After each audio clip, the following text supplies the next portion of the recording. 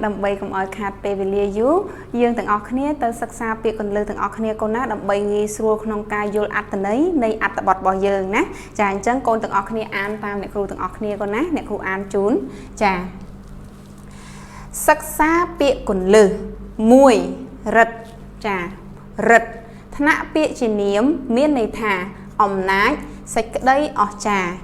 ụ tì hó đại dễ miên rất ỏm nái khlang khả chà pì kèn kèn thạ pe chỉ kệ giả sáp miên này thả bằng quắp pro mol hai rốt đôi à nhà ụ tì hó kế can pol đầm bay tranh từ bảng 7 bò rị và thạ pe chỉ niếm bò rị vá thạ pe chỉ niếm miên này thả nè trong rôm cộng đo chia kẹt chùa ụ tì hó đắc dễ miên bò rị vá chỉ tràn chà 4 diêm là bát thạ pe chỉ kệ giả sạp diêm là bát thạ pe chỉ kệ giả sạp miên này thả trăm rẽ xà khom mơ đói pro giặt chà ụ tì hó son tị sóc diêm là bát bèl dục chà pram pria riết đầm nạ thạ pe chỉ niệm pria riết đầm nạ thạ pe chỉ niệm miên này thả lùng nợ sạch chà lùng nợ sạch nó cứ miên này thả chia ở tè hàng con á tè rồi bỏ pria riết chia rồi có sạch đáp ông cung nợ tì nông chị chân trai đối đại dương nợ tè bỏ dương chỉ riêng rồi ngày chẳng đại con á chà ụ tè hó nhóm ban từ tuốt ná pria riết đầm nạ rồi bỏ sạch chà pram muối phum phịa thạ pe chỉ niệm phum phịa thạ pe chỉ niếm miên này thả bái tí đầm bòn chà ụ tì hó bong ôn nhóm rúa nơ phum phịa ấy san này prote chà pram pi cro vệnh thạ pe chỉ kệ giả sạp cro vệnh thạ pe chỉ kệ giả sạp miên này thả chắp ở với bỏ cho ở ngày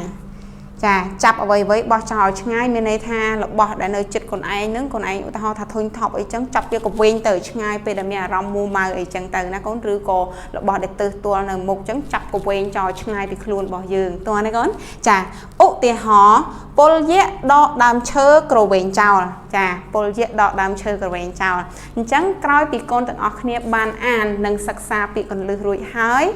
à lời ní nè kêu nâng an ẩm nàn ở côn xa chỉ thầm mà đón tiết đầm bay ở côn tầng ọc nè trim chai sầm nụ bỏ nè kêu này con nè chẳng coi bị côn an cho mùi nè kêu ruồi côn tầng ọc nè thật thiêm chầm lại sầm ráp ói nè kêu đầm bay chai sầm nụ tầng ọc nè trả lời dương bao xịt hơi đã đá trong tầm po tí mà rồi mà phây pí nâng mà rồi mà phây bay được đàm hãy cho room an ói nè kêu ở cho mùi nè kêu tầng ọc nè con nè trả rương băng dễ lòng cá pi du lung nà mọ hỡi miên đạch dẹ mùi óng miên rất ông nai khăng bù cài nà chà pre óng miên bật trời mùi đà miên rụp sạch nâng miên sọ cỏ ộp pre óng ói mùa thả niêng sọ cỏ ộp lúc đó pre niêng thông bình với miên monu mẹ khăng bù cài bàn chốt từ lốp lui xa ha chỉ mùi pre niêng đòi phây khai bị đá đấng nét thằng pì bàn nóm khnia rốt châu prei mùi còi móc đách dễ đấng rương rà ní có bao cho lo can pol dễ từ tam rô bật trời lúc đó prei độc muối đách dễ xong xài thả pro hai bật trời rô bọc luôn nơi chật nụ tớ bánh chia ở bó rị va mùi crom diếm là bát hôm bọt prei nụ dạng mòm hai mùi crom tiết đó prei prực xa cầu vệnh cháu nâng chiếc có cài rụng niềng tụ bầy phụ dễ prăng chi dạng nạc đấy còn nớ bùm rục ở nớ tay bùm rục bùm khơi tớp đách krong dễ trở lọp từ vinh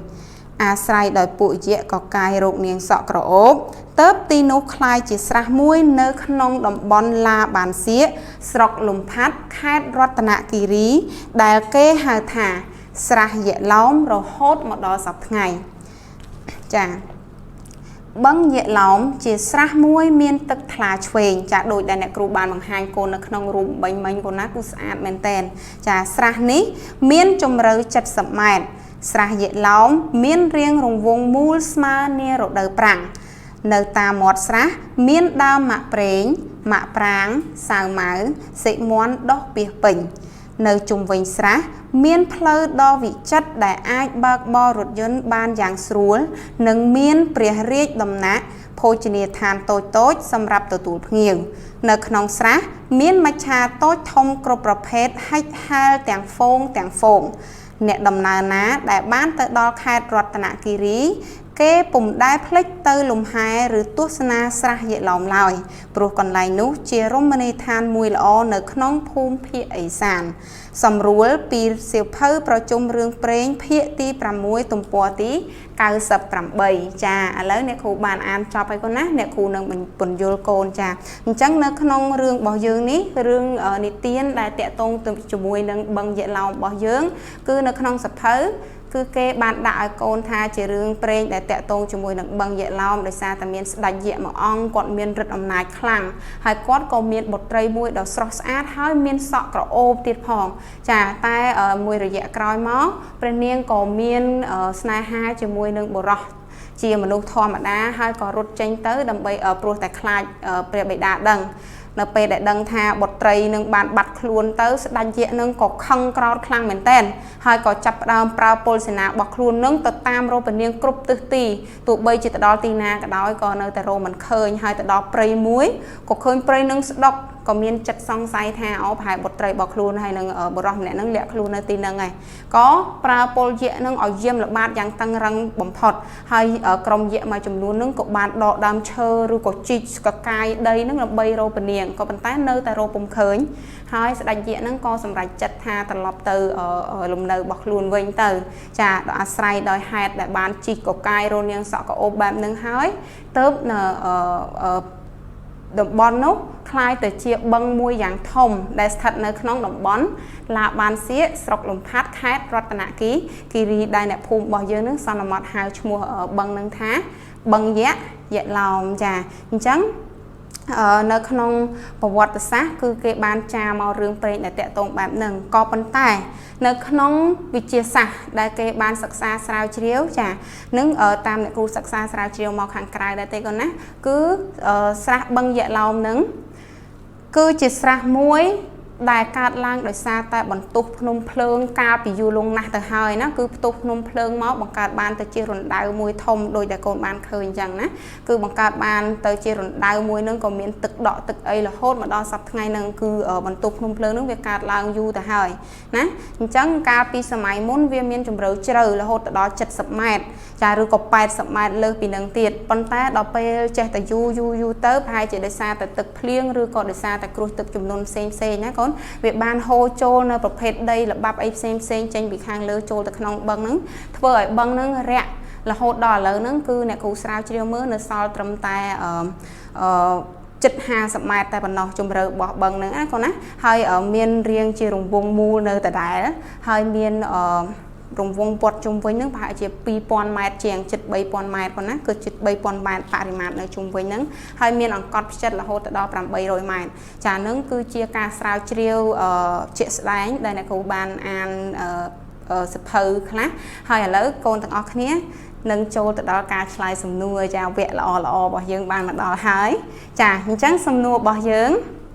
នៅក្នុងនេះគឺមាន4សំណួរកូនណាហើយមិនថាតែសំណួរទេសូម្បីតែលំហាត់ក៏យើងរៀនដែរនៅថ្ងៃនេះអញ្ចឹង4សំណួរហ្នឹងគឺទី1តើស្រះយក្សឡោមស្ថិតនៅក្នុងខេត្តណា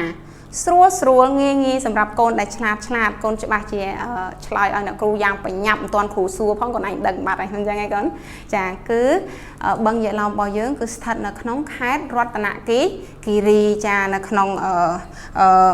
តំបន់ឡាបានសៀកស្រុកលំផាត់ខេត្តរតនគិរីចាហើយទី2តើស្រះយក្សឡោមជាស្រះធម្មជាតិឬក៏ជាស្រះដូចរឿងរ៉ាវខាងលើ3តើស្រះនេះកើតឡើងដោយសារអ្វី4តើស្រះនេះមានរាងដូចម្ដេចមានជម្រៅប៉ុន្មានចាឥឡូវយើងអ្នកគ្រូអត់ទាន់ឲ្យកូនទេឲ្យកូនគិតមកសន្ទុះសិនហើយចាំឆ្លើយជាមួយអ្នកគ្រូនៅវីដេអូបន្ទាប់ទៀតកូនណាអញ្ចឹងថ្ងៃនេះឲ្យកូនគិតរយៈពេល1នាទីសិនចាឥឡូវកូនគិតទៅហើយអ្នកគ្រូនឹងរៀបចំបញ្ជីរៀបចំអត្ថបទហើយនឹងចម្លើយឲ្យកូនទាំងអស់គ្នាណាប្រៀបធៀបមួយនឹងអ្នកគ្រូចា